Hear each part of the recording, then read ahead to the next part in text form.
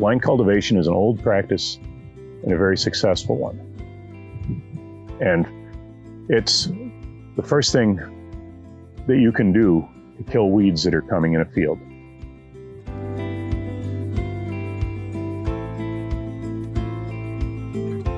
I'm Klaas Martens. Our farm is near Penn Yan, New York. We've been organic since the early 1990s, and we farm about 2,000 acres.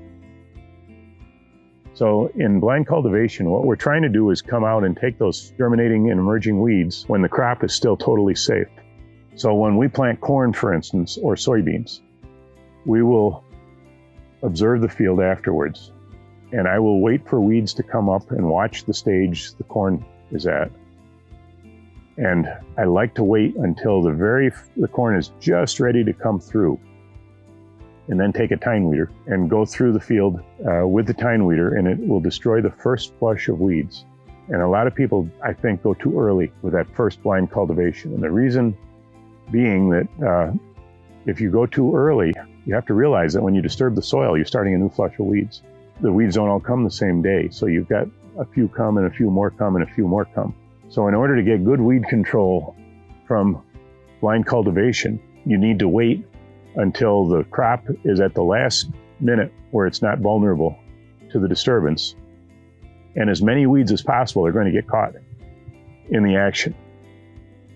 And at that point, if everything goes right and you're lucky, you can actually get almost complete weed control and give that crop an advantage over the weeds. But again, this is after you've done all the cultural practices, or you're going to still be very disappointed in the number of weeds that escape. There are three what I would call ethical ways to kill a weed, and poisoning is not one of them. So the first one would be desiccation, drying it out. And that's when your tine hits the ground and it separates the connection between the roots and the soil. The second one would be suffocation. You bury the weed and get a rain and it seals in, it'll never come and see daylight. The third one is to break the plant so that none of the pieces are viable. If you can sever it in the right spot, it's dead. And when you're doing blind cultivation, you need to be aware of that to know how to set the machine. Because how are we going to adjust a machine or operate it if we don't know what we're trying to do with it? So keep in mind those three ways of killing a weed. When it's extremely dry, desiccation is the best approach. But when it rains constantly and it's damp, desiccation doesn't work very well. Anyone can remember pulling a big weed out of the ground, shaking the dirt off the roots, throwing it down, and it comes back to life because it's damp. But when it's wet like that, suffocation works really well.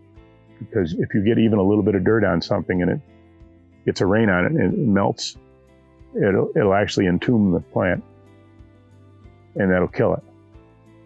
Cutting it comes a little later, and that has more to do with what kind of shovels or elements you've got. But we have to keep that in mind when choosing the tool. So a straight tine weeder, particularly a Kovar, which has a coil at the top that allows the tine to move laterally, does a great job of burying. It also does a fair amount of desiccation, but it moves soil sideways. And I've found very good success using a straight tine weeder at that stage with things like corn or soybeans that are just about ready to come through. Another thing that can happen is when it's dry and you cultivate, and then you get a hard rain. And at one point, I was getting really aggressive with the burying and having really good luck until one time I buried the crop of corn. I did a really good job of burying, and you couldn't even see the corn rows, and we had a cloudburst. And the corn fell victim to the same thing the weeds did. I got all the weeds, but I got an awful lot of the corn. So these are all things that we have to keep in mind. Another thing, if you get a rain before the crop comes up and it forms a crust, that crust has the weed seeds in it.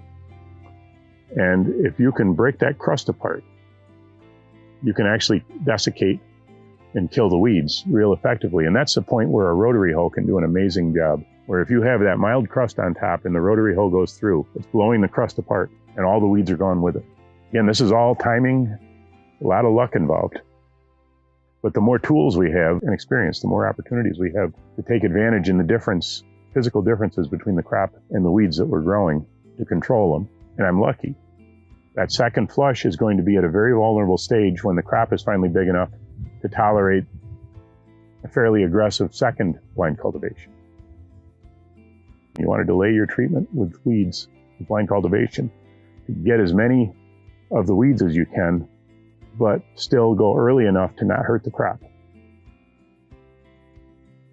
And then the second time, you want the crop to be as far along as possible so that you're not hurting it, so that you can be as aggressive as possible in taking out the weeds. And when that works, you can get 100% weed control if you're lucky, that both of those things happen in the synchronization that you want. The problem is the weather doesn't always read the script, and then you have to use these other principles for how do I adjust what I'm going to do. And I think that's really important to keep in mind. But if you realize what we're trying to do, this whole idea of what is the goal of the weeder? Are we desiccating, suffocating? Are we responding to a crust that's there that gives us an opportunity to kill the weeds without hurting the crop? Because when you blow that crust apart, you're just loosening the crop and helping it.